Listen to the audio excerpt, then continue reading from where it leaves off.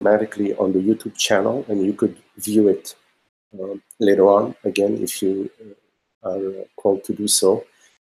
Also, for people who are on YouTube, watching this meeting, you also can pause whatever questions you want by writing a brief in the chat box, your question in a brief form.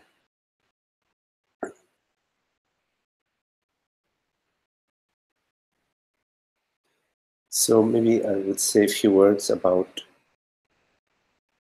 satsang. So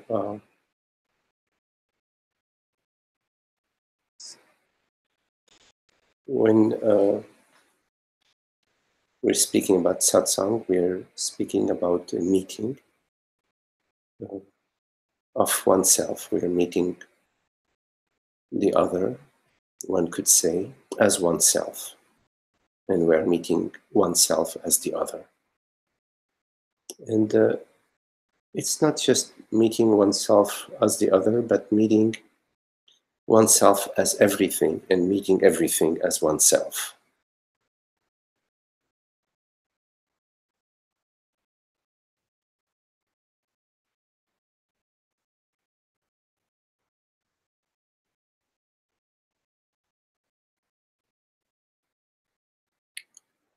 Everything that you experience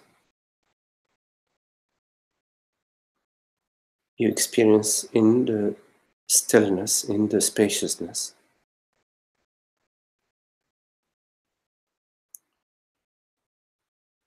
Which you don't notice, but it's there. The inner peace. Everything that arises in that inner peace, in that inner silence, in that inner stillness. And it's a form that the silence and that the stillness takes. So this experience you are having right now, its substance is the silence and the stillness.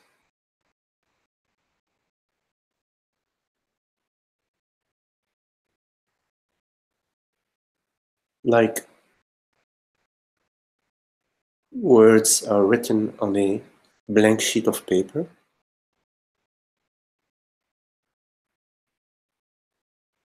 they're scribbled on the blank sheet of paper.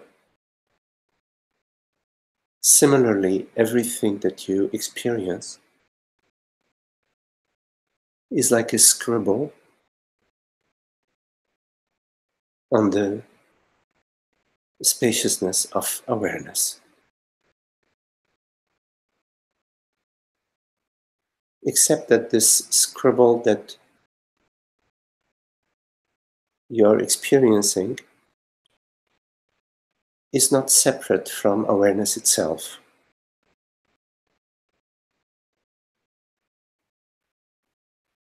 So in this very moment, you experience the silence as this expression.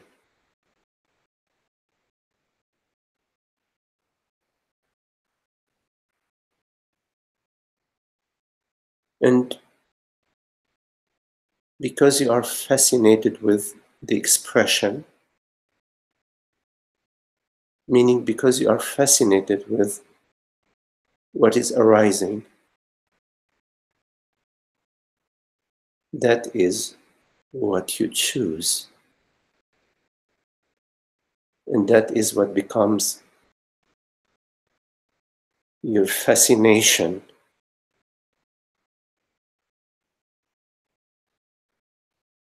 In other words, you love the world, you love the mind, you love the forms, and so you give them your attention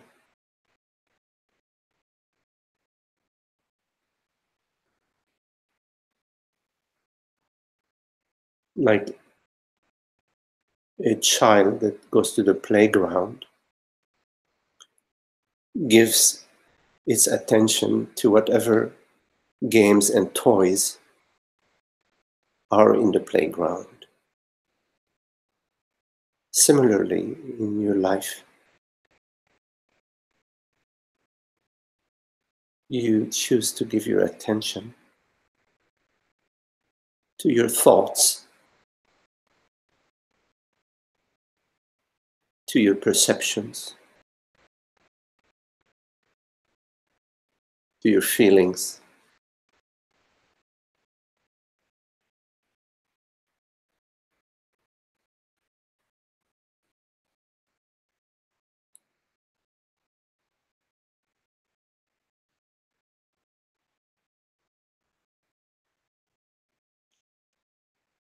And it's okay to do so,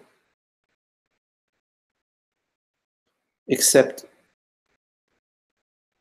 that we are unhappy.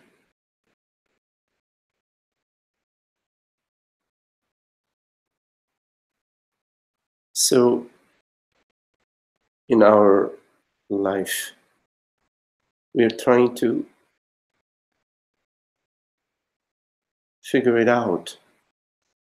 We're trying to figure out what's going on, what is this unhappiness?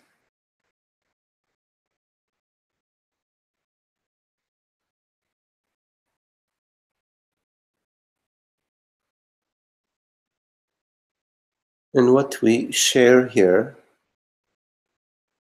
is that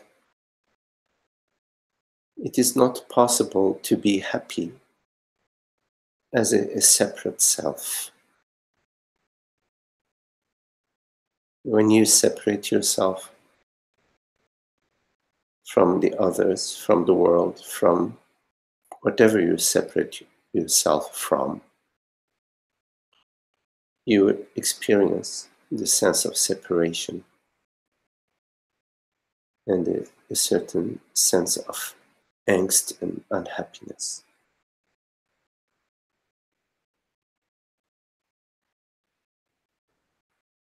Most of your thoughts are about me and the other, or me and the world, or me and my future, or me and my past, or me and my belongings, me and my job, etc., me and my family, me and my partner. There is a preoccupation in your life about me. And this me that preoccupies you, when you investigate it, because it makes sense to investigate what is troubling you. It's intelligent to look into what is the source of my troubles, or just to investigate what is going on, what is real, what is happening. When you look into this me, which is a very important sadhana, you do not find anything outside of thoughts, images, and sensations. You will find memories, you will find bodily sensations and feelings, but you will not find an actual me, an actual separate self, outside of a strong belief that you have that there must be a reality to the me, to the separate self. So the inquiry into what am I truly is very important inquiry, which goes hand in hand with the inquiry into what is the reality of my experience. What is it that is real? Because like a child who believes that there is a ghost in their closet cannot sleep with tranquility at night, or is afraid every time they go into the room.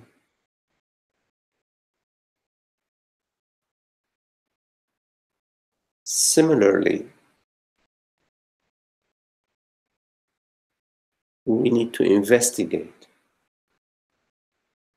what is the reality of my experience. Is there really something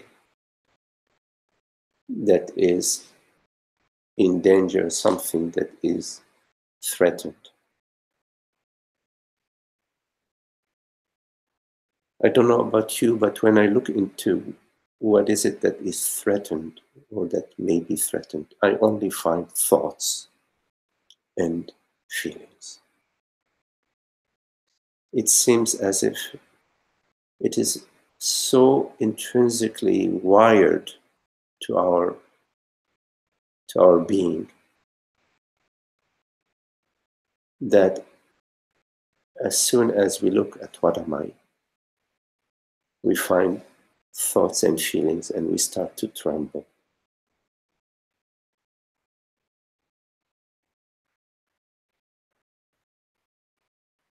But when we look a little closer, we find there is something else besides thoughts and feelings.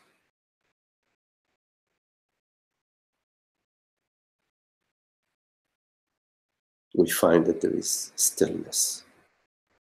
We find that there is presence. We find that there is awareness. Aware presence, without which you could not be perceiving this perception. Right? You could not be perceiving this perception without this aware presence.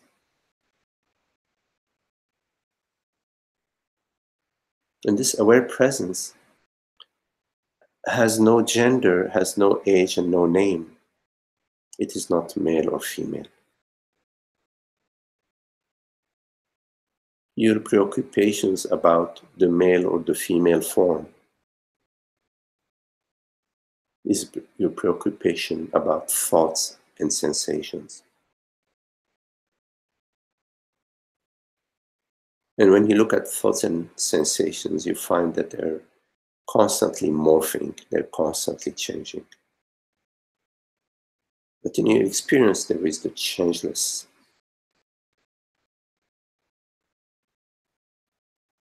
the silent presence that has no owner, that has no location.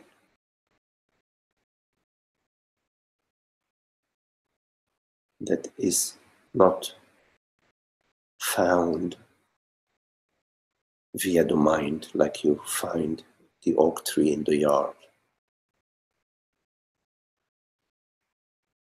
And yet, although you cannot find awareness like you find an oak tree in the yard, you cannot deny it.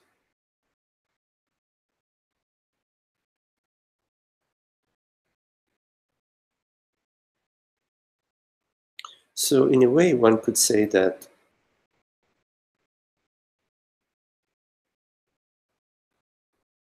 as long as in our life we don't come to the inner peace,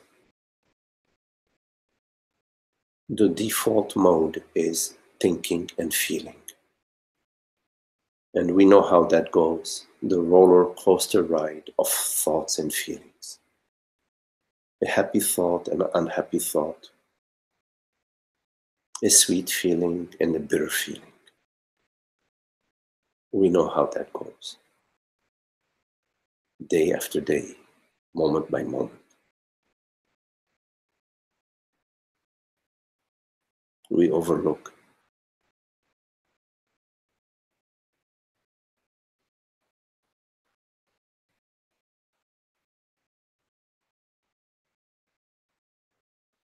We overlook that which we are, that which I am.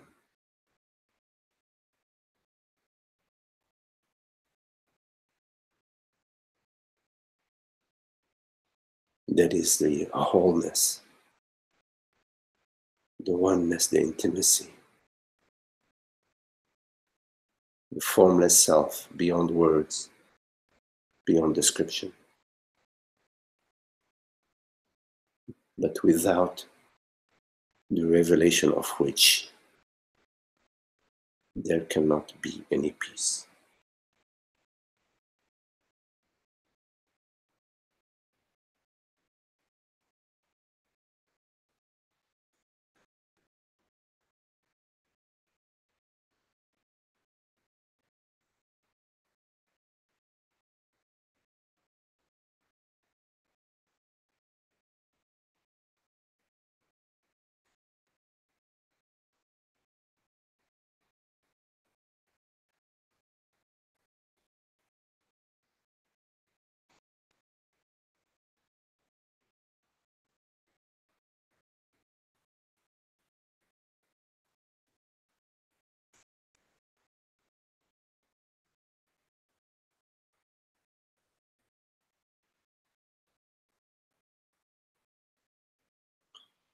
I have a couple of questions that were sent to me, but before I go into those questions, we could take some time to address whatever questions or comments that you have.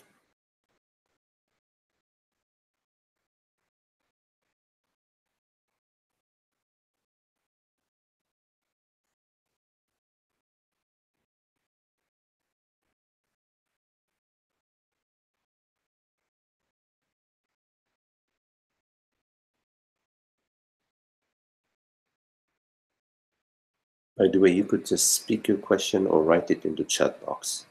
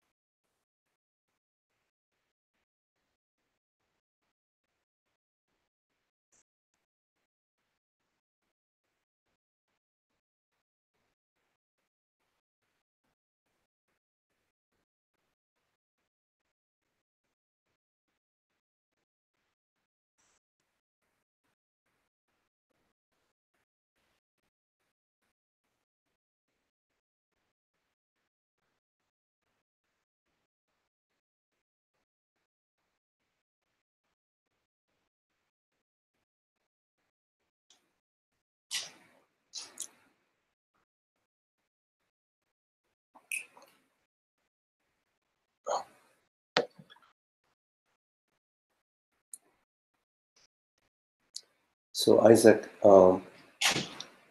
you are on YouTube, and I'm reading your question. Hi, Magdi. Would we say that the reality of experience cannot be experienced?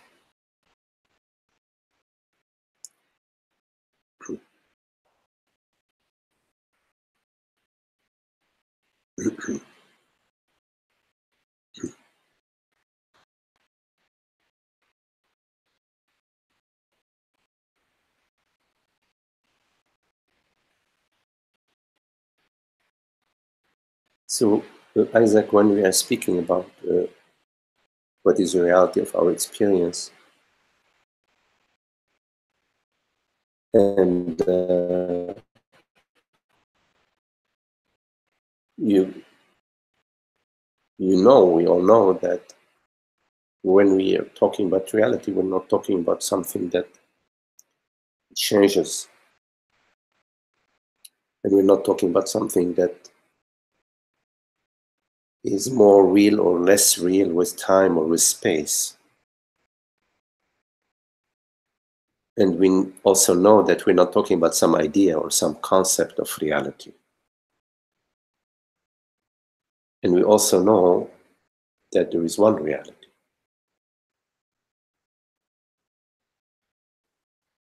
And so it would make sense to look directly right now, what is the reality of our experience? What is it in our experience right now that does not come and go? And you will find that there are no names or words for it, and yet there is a reality to this experience, which we refer to as awareness or presence. The I am. Not the I am a man or a woman or my story or my memory or my brothers and sisters and mother and so on. No. Just the pure I am, the pure beingness, awareness.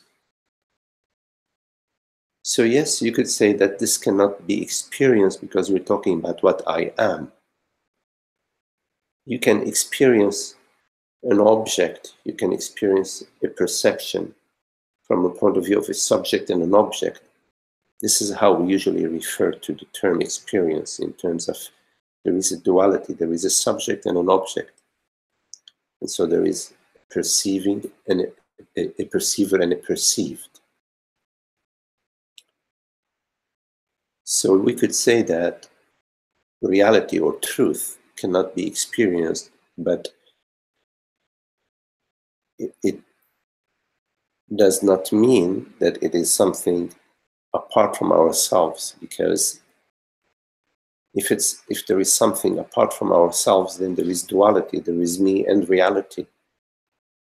When there is the self or I and reality as two separate things, then the reality that is separate from I is not whole, is not complete, because it has something separate to it, which is I. So I and the reality are one. There's only one reality, which we refer to as I am. So you cannot experience reality as a phenomenal experience, but you can know it as your very self. So this knowingness knows itself. I know I am. It is said that you cannot experience reality or you cannot know reality, but you can be it. But in fact, there is no way to speak correctly about it, because even if you are being it, then there is still a little sense of duality. One could say that reality, that you as truth, as reality, as oneness, as wholeness, as consciousness, as awareness, are aware that you're aware. So within awareness itself, there is a self-knowingness. I know I am, and I know I am aware. So there is, reality is made out of knowingness. It's not an empty space, an infinite empty space. It is actually an infinite space that is full of knowingness. But the knowingness is the space itself. So it's full of itself as knowingness. It's always referring to itself from itself.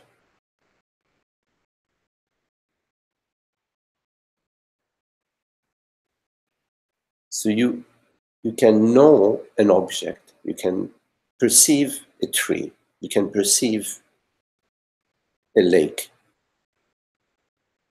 So you are knowing this perception. But when you look closer at this knowingness, you will find that the perception that you know is intimate with yourself. It is not a phenomenal knowingness. It may seem that there is a tree out there, that there is a lake out there, but in your experience, you are knowing the tree or the lake, you're knowing this perception of the lake, but the perception that you're knowing is within yourself. It's not apart from yourself. There is nothing that you know that is apart from yourself. Look at that. So experiencing in fact is being.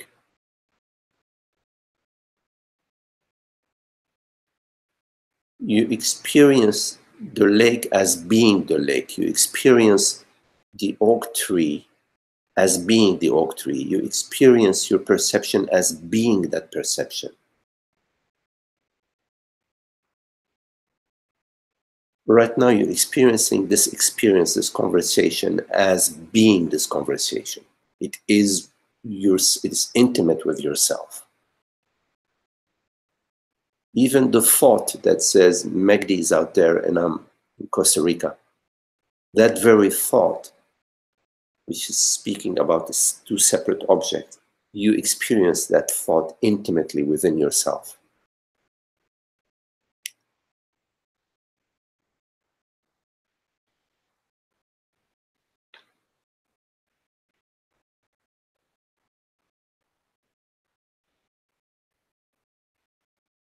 From the perspective of being a separate self, from the perspective of being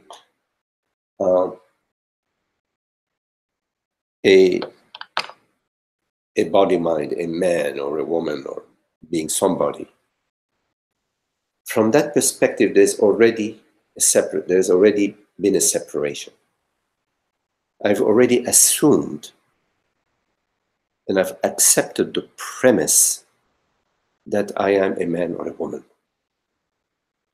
Once that premise is accepted without being examined, it becomes sort of your default mode. You will find yourself experiencing objects and relationships with an external, that has an external and an internal dimension.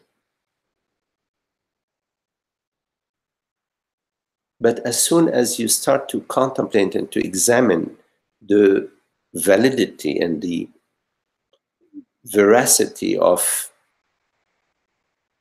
being the body-mind, things start to shift. You will start to notice that, in fact, no, you're not experiencing anything outside of yourself. And that shift comes with your understanding that you are this aware presence, that in fact you are awareness, and this awareness has no limitation and has no phenomenal quality, that there are actually nothing phenomenal in the entire universe.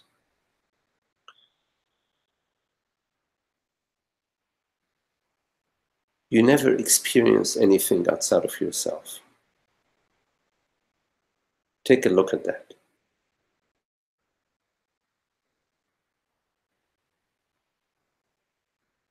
So if you never experience anything outside of yourself, you need to come to understand that.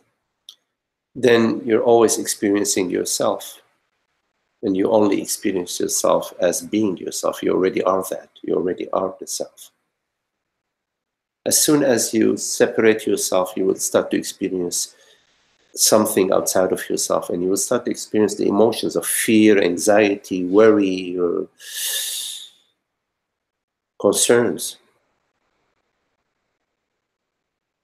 which are strictly founded on your unexamined belief in a dualistic realm, in an external reality, in a physical reality.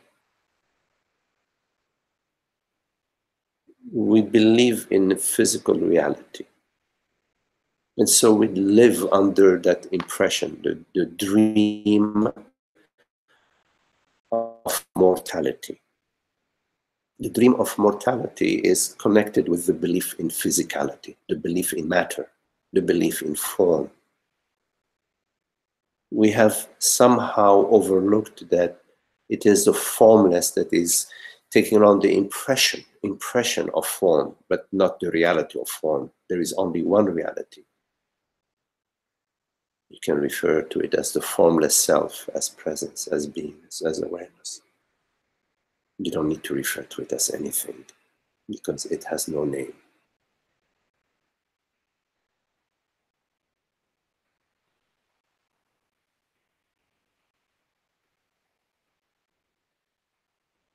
So in your question about experiencing,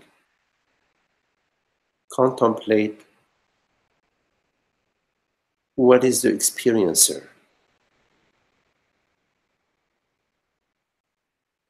Is there an experiencer as a separate experiencer, or is your experience totally made out of experiencing, of knowing?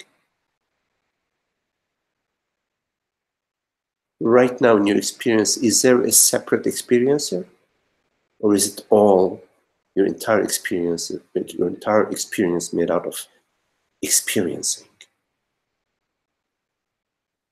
that has no separation in it, no body in it that is standing outside of it experiencing it?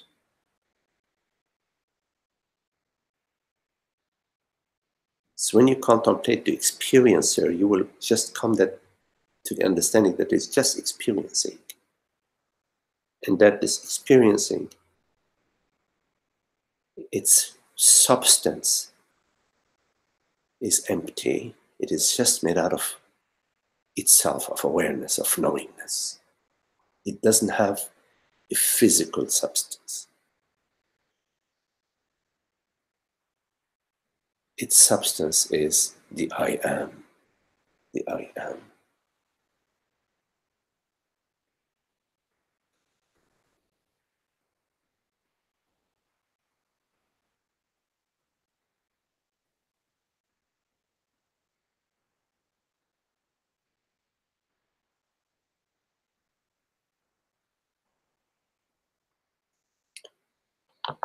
Okay, Isaac.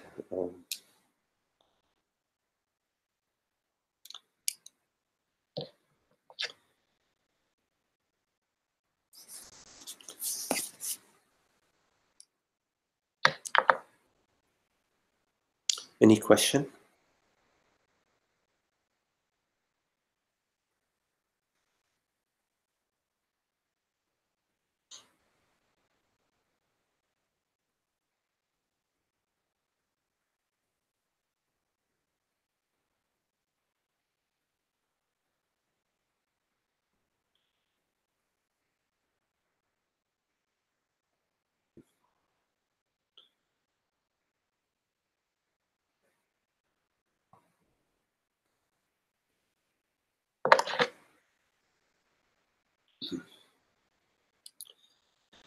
Okay, I'm going to address a question.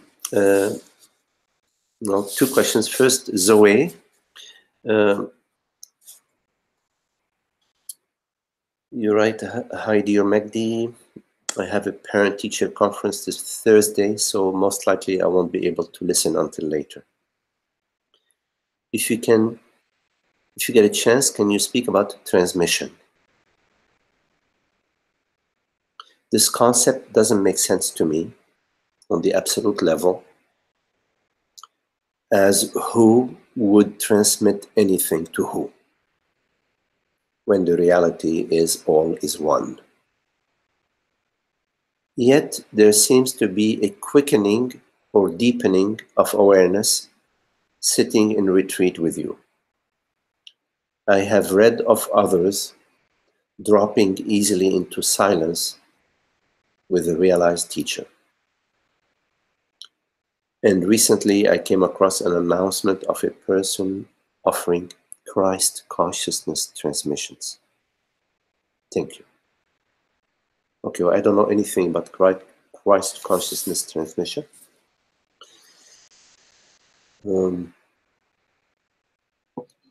So your question, Zoe, is what is transmission? How can there be transmission when all is one? And yes, you are right. In reality, in fact, there is nobody transmitting anything to anybody.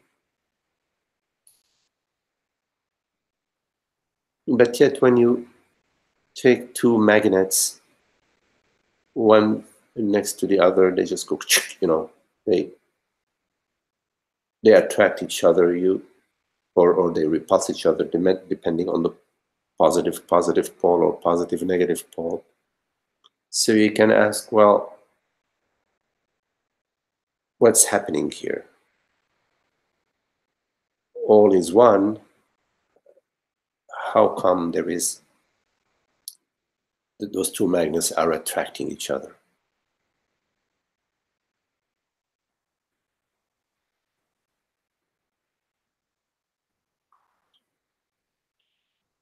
Transmission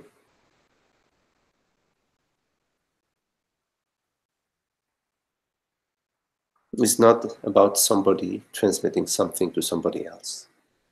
There is nobody who knows something that you don't know, or who has some power that you don't have. All of that is in the relative realm of the mind. In your dream, you may dream that there is a great vizier, and there is a bunch of people who don't understand anything, and the great vizier has the wisdom. That's in your dream. And the fact is that we could say that most of our life, waking life and sleeping life, we are dreaming. You know, you often are with people and you're talking with them and you find that they're not here, you know, they're sort of they're here, but they're also, but you don't need to look at others, you know, look at yourself and see how you're constantly in the thoughts, in the feelings, in the emotions,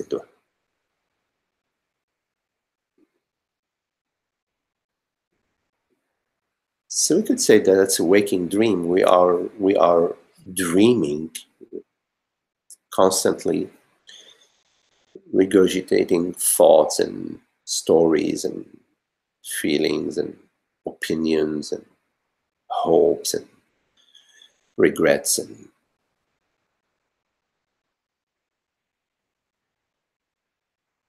so what sort of wakefulness is that?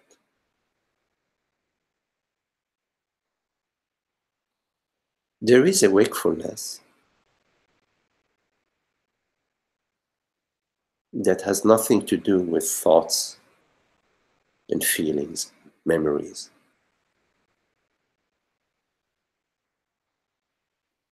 And this wakefulness is the I am.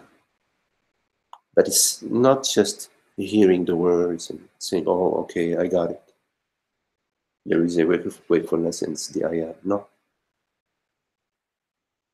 It's the living embodiment of that. There is a wakefulness where you are like in deep sleep, but you are awake.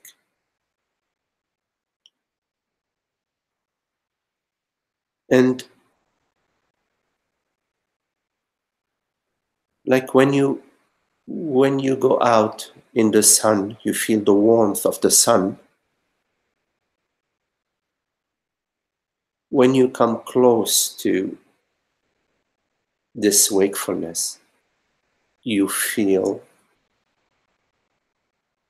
the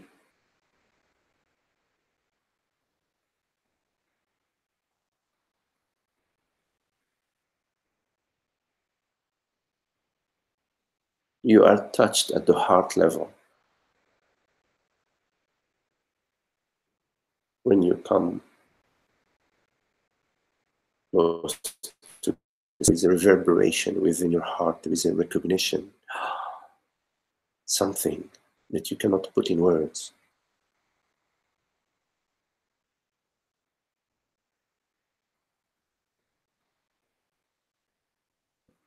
A teacher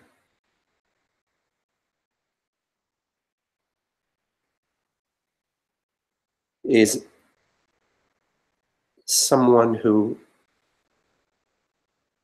guides you in the right direction, which is the direction of causeless happiness, freedom from any conditions,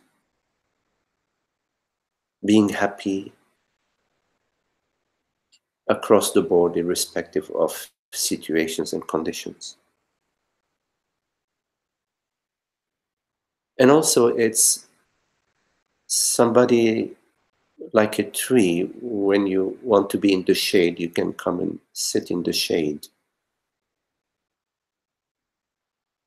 Or let's say like the sun, when you want to get some sunshine, you step out in the yard and get the sunshine, the warmth and the light of the sun.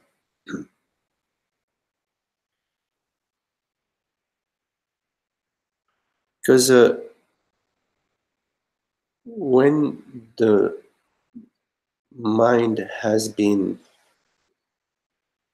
ended, when ignorance has been ended, the teacher has no longer a personal agenda uh, to sell you, or there is no personal interest.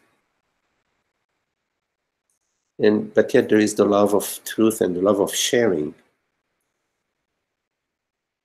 because the light is just flowing through.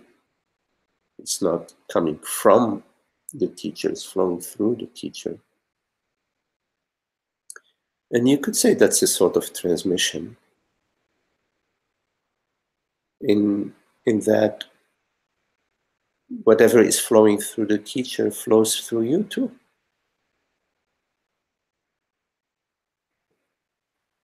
Brings to you some understanding, brings to you some peace, some clarity. Or it can even trigger some questions within you that become important for you to look into. All of that, you could say, is transmission. But also, when you are in a cafe and you see somebody sitting and they look at you and they smile, just a natural smile, not somehow they're in complete peace at this moment and happy, and they smile at you, it touches your heart. That's a transmission. Or when you see a baby and the baby is just playing and they come to you and or a puppy, it's just, you caress them and they completely melt in your hands or against your body. It's a sort of transmission as well.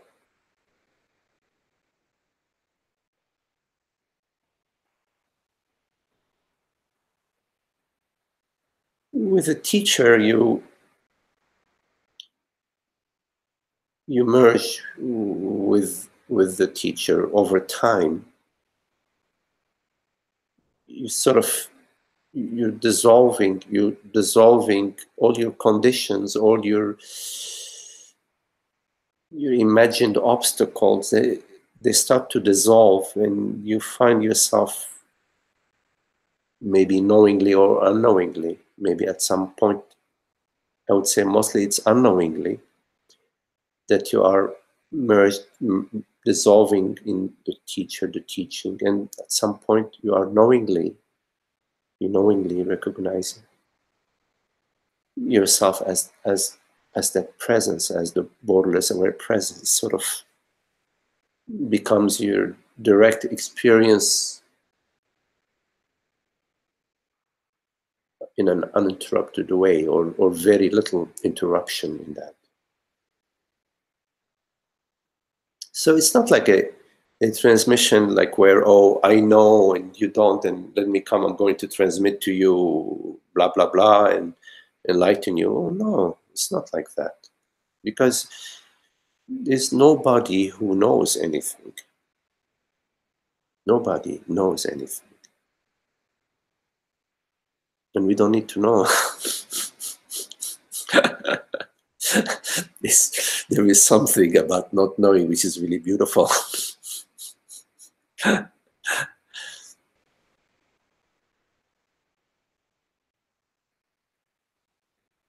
There's an innocence about not knowing, you know, and the simplicity and the purity about not knowing, you know. Oh, Laurie, I see your comment here. You say, would it be better termed a divine intersection versus transmission? Yes. Everything that's beautiful and that's lovely is a divine intersection, a divine. When you look over the lake and there is the glitter of the sunlight, or just the birds flying low over the lake or the surface of the water, there is this, it's a divine intersection. But yes, it's particularly divine intersection when you come upon the teaching, because it may arouse your interest in understanding, in looking, in listening. And that, yes, Laurie, that is particularly special, I would say, divine intersection, where you meet the Dharma, you meet the teaching, you meet the teacher, which is the embodiment of the teaching, and it arouses within you your interest.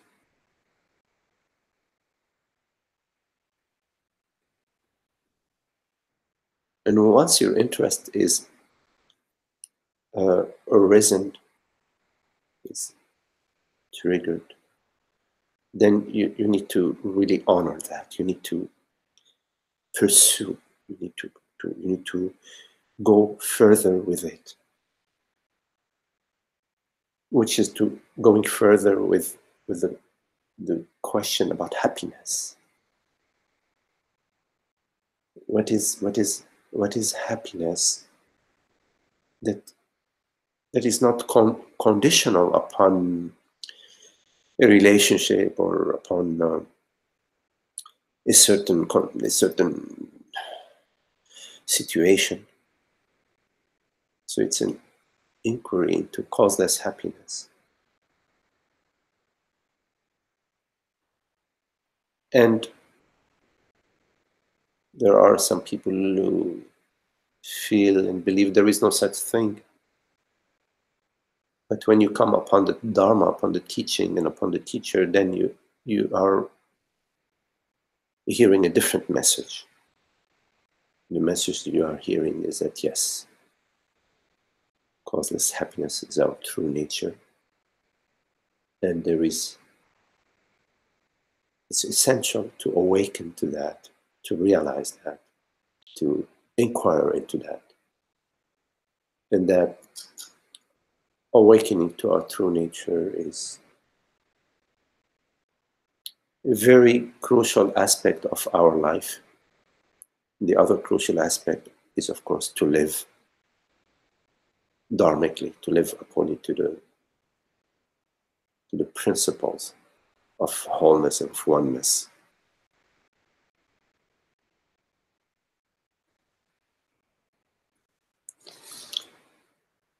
And yes, there's a way in a retreat.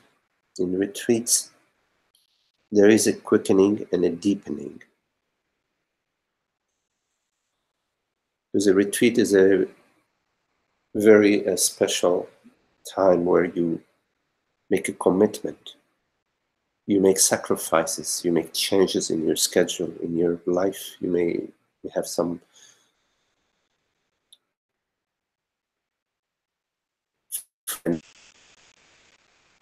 work-related impacts, but you make that commitment that you're going to devote this time for the retreat and for inquiry and for. And in a retreat, there is, of course, the teaching and the looking and the inquiry and the deepening of that, and the stillness that's deepening and broadening. It becomes more palpable. And also, of course, there is the Sangha, the friends that are in the retreat, that have a shared interest. It does quicken and deepen your contemplation. Okay, Zoe.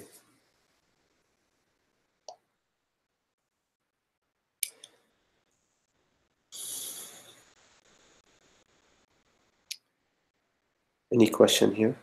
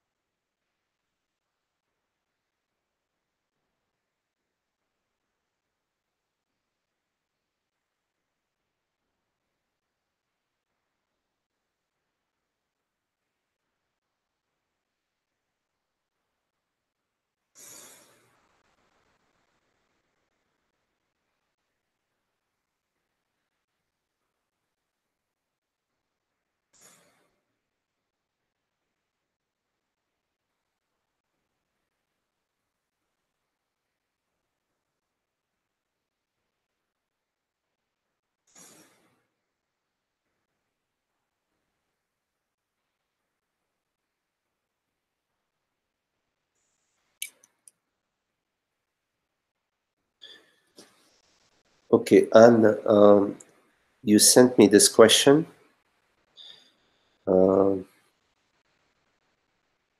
There is some confusion between knowing I am not that, meaning the body, mind, thoughts and feelings do not know me,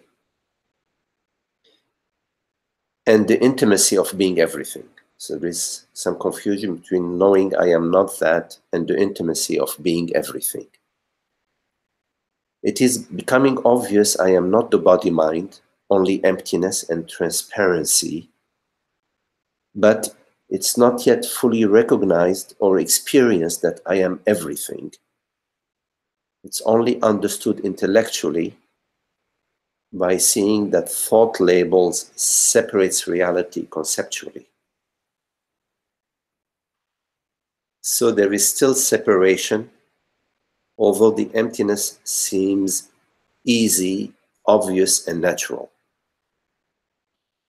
I find the fullness of being everything and disappearing into everything doesn't.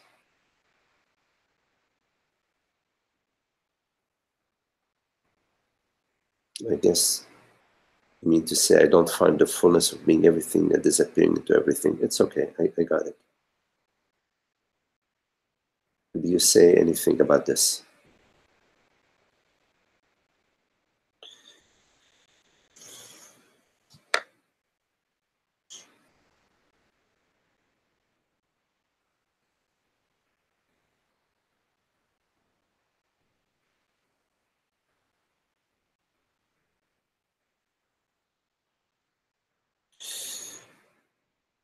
Yes, and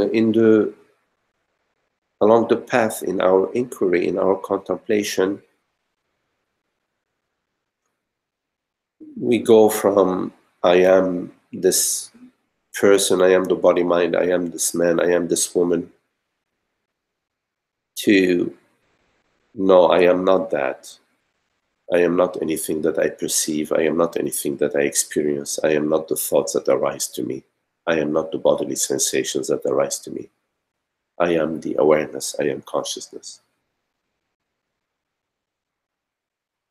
But upon this realization, one could say that the sense of separation, the sense of being somebody, has sort of been, there's been a shift in that, a very important shift in that. I no longer recognize myself as a body-mind. I recognize myself as consciousness, but there still remains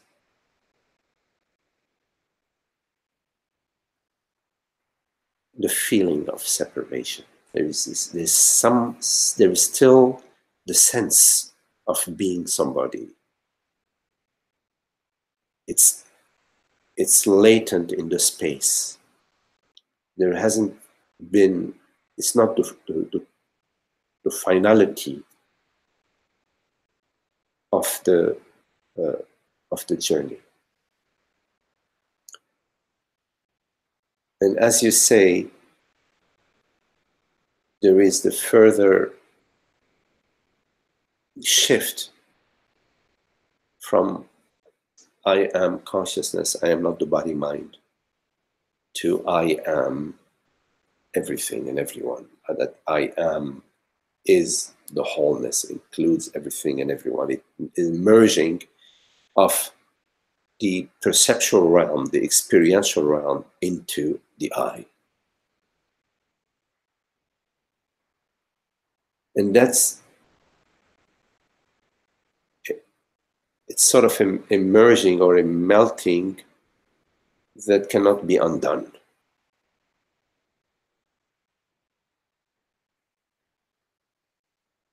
There may be some remaining vasanas here and there, but that merging cannot be undone. It's like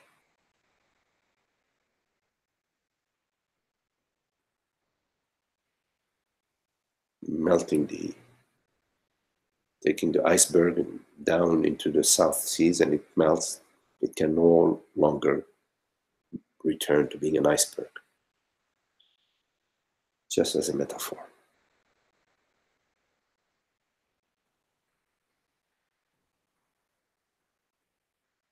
So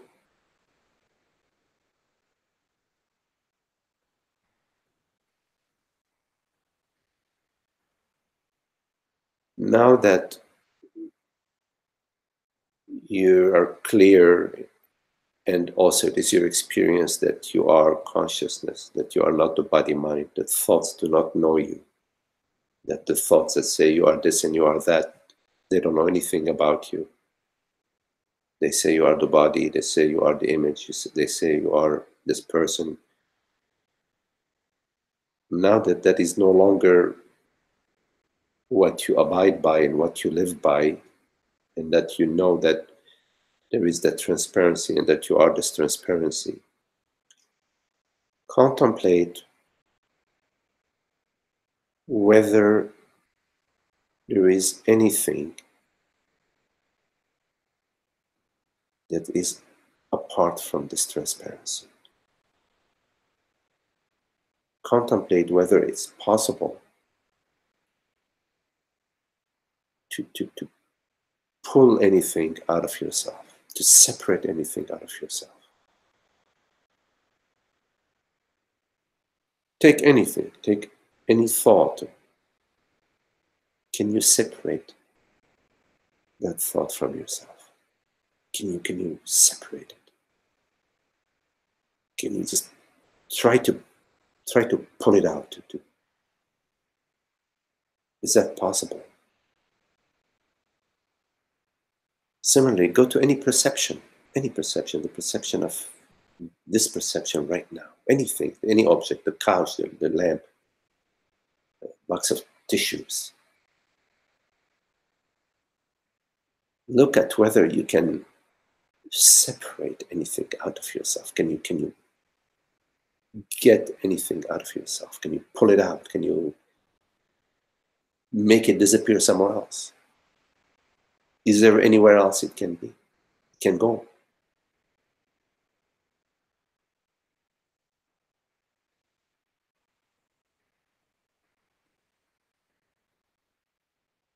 where would you take it? Where would you ship it to? To look at your experience, your direct experience. Also in your direct experience, this moment, like your arms, your shoulder, your back, the back of your head, your face. Can you pull anything out? Is there anything that can be taken out of your experience? Taken out where? To where?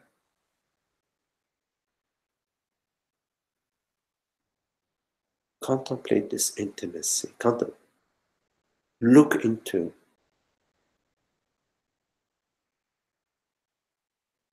whether there is anything that's separate in your experience. Forget about consciousness and awareness. Just whether there is anything that is separate in your experience. Whether there is anything that you can pull out of your experience. That you can detach out of your experience. Can you detach this out of your experience? This.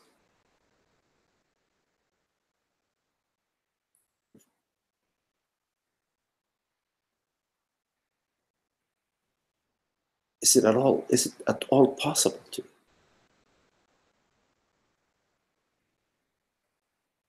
to separate anything out of your experience?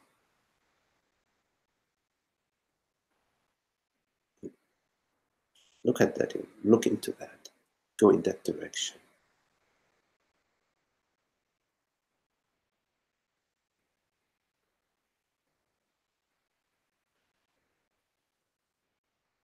Don't worry about everything, being everything. Don't worry about that. Just look at very specifically in your experience.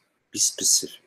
Can you separate anything from your experience? Don't get into this conceptual realm of, okay, now I have to merge into everything, or everything has to merge into me. Don't worry about that.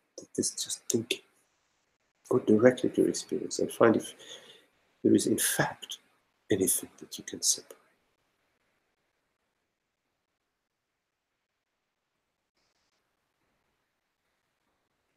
It's an interesting sadhana. You can play with it. See how it fits for you. It may take a different wording than the wording that I'm sharing with you. It doesn't matter. See how it resonates for you, how it is alive for you, and if it resonates at all for you.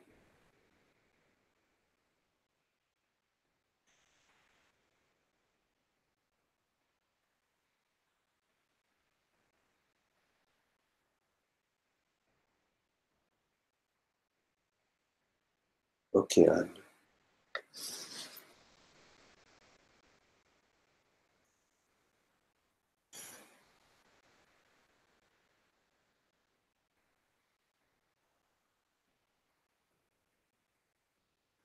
Any questions?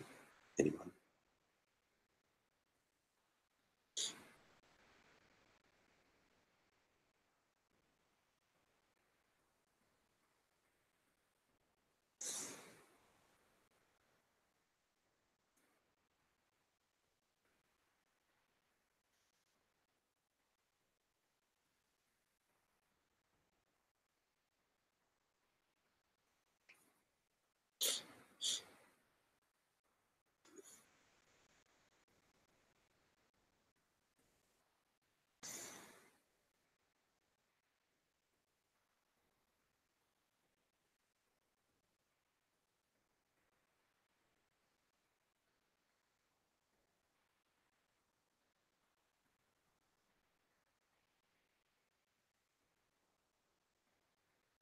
By the way, there is a retreat in Costa Rica, April 6th to the 11th. Just wanted to mention that in case anybody wants to join. There is still some space. And you're right. So looking at nothing is outside of me. Is that what you're suggesting?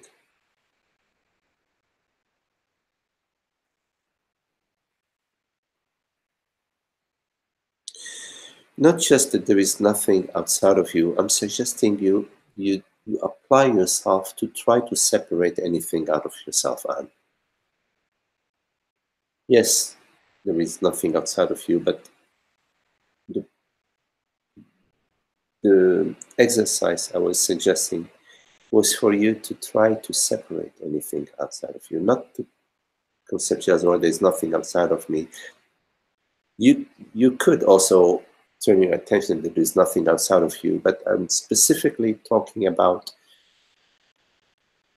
do your utmost to try to separate anything out of yourself. Try your hardest to separate anything out of yourself.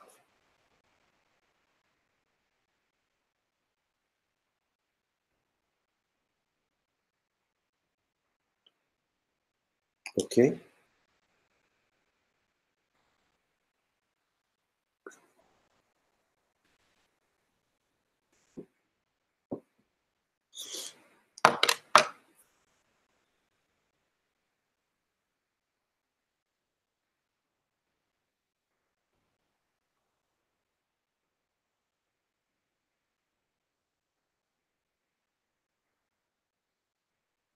Any questions?